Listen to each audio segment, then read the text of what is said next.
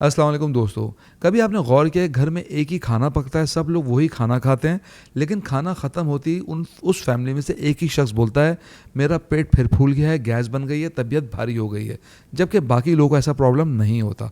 तो आखिर ऐसा होता क्यों है? लेकिन अगर आपने हमारे चैनल को सब्सक्राइब नहीं किया, सब्सक्राइब कर लीजिए, प्लीज़ बेल आइकन को प्रेस कर दीजिए ताकि आने वाली हर नई वीडियो फ़ौरन मिल सके। अगर मसला सिर्फ खाने में होता तो घर के सब लोगों को एक जैसी तकलीफ़ होनी चाहिए थी, लेकिन ऐसा बिल्कुल नहीं होता। अगर आपके साथ भी खाना खाने के बाद पेट फूलने, गैस बनने या भारीपन का मसला है तो कमेंट्स में सिर्फ हाँ ज़रूर लिखिएगा। आज मैं आपको बहुत ही आसान मिसाल से समझाऊंगा कि अक्सर मसला खाने में नहीं बल्कि हाजमे के निज़ाम में होता है। ज़रा अपने जिस्म को एक फैक्ट्री की तरह समझिए।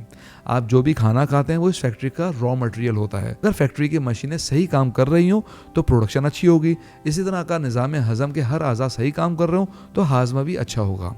सबसे पहले मैदे का तेज़ाब अपना काम करता है, ये आपको समझने की ज़रूरत है। बहुत से लोग समझते हैं कि हर जलन का मतलब तेज़ाब ज़्यादा है, लेकिन हकीकत ही है कि बाज़ औक़ात आपके स्टमक में एसिड कम होता है। जब एसिड कम होता है तो खाना अच्छी तरह नहीं टूटता, आधा हजम शुदा खाना आगे चला जाता है और फिर गैस, टिकार, भारीपन और पेट फूलने की शिकायत शुरू हो जाती है। इसके बाद बारी आती है बाइल की। बाइल आपका जिगर बनाता है और पित्ते में महफूज रहती है।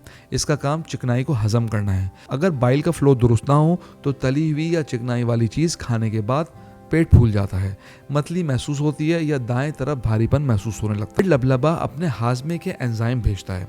ये एंजाइम प्रोटीन, चिकनाई और कार्बोहाइड्रेट्स को छोटे छोटे हिस्सों में तोड़ते हैं। अगर ये एंजाइम मुनासिब मिकदार में ना हो तो खाना जिस्म के अंदर तो रह जाता है लेकिन सही तरह हजम नहीं होता और नतीजा गैस, अफारा और बदहजमी की सूरत में निकलता है। अब आते हैं छोटी आंत की तरफ। अब यहाँ इंटरेस्टिंग बात समझने की है।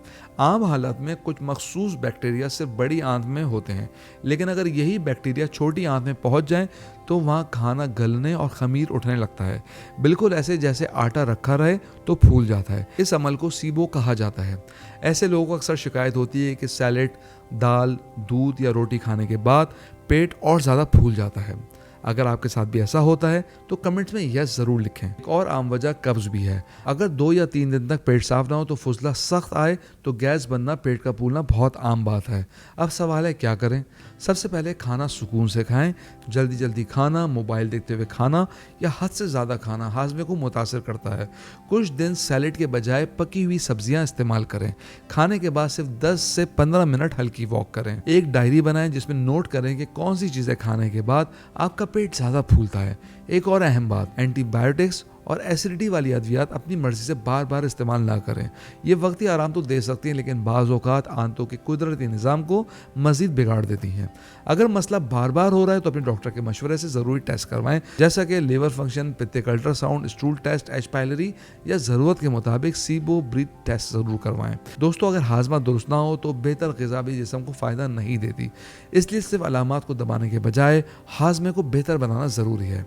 और अगर होम्योपैथिक सपोर्ट चाहते हैं तो कैंट होम्योपैथिक फार्मेसी का तैयार करदा कैंट नंबर 5 ड्रॉप्स एक बेहतरीन होम्योपैथिक फार्मूला है जो बदहजमी, गैस, अफारा और हाजमे की खराबी जैसे मसाइल में बहुत फ़ायदा देता है। इसके अलावा कैंट की गैस्ट्रिक प्लस टैबलेट, इसके अंदर बेहतरीन होम्योपैथिक अद्वियात और पेपरमिंट यानी पुदीना भी शामिल है, जिसके इस्तेमाल से सीने की जलन, तेजाबियत और बदहजमी में फ़ौरन आराम मिलता है। ये दोनों दवाएं आप किसी भी होम्योपैथिक स्टोर से या ऑनलाइन भी ऑर्डर कर सकते हैं। तो दोस्तों याद रखें, दवा के साथ खुराक, पानी पीने की आदत, मुनासिब नींद, रोज़ाना की सरगर्मी पर तवज्जो दें क्योंकि यही चीज़ें हाजमे को लंबे अरसे तक बेहतर रखने में मदद देती हैं। हम उम्मीद करते हैं आज की वीडियो आपको पसंद आई होगी। कमेंट बॉक्स में राय से ज़रूर आगाह कीजिएगा। अगली वीडियो तक के लिए अल्लाह हाफ़िज़।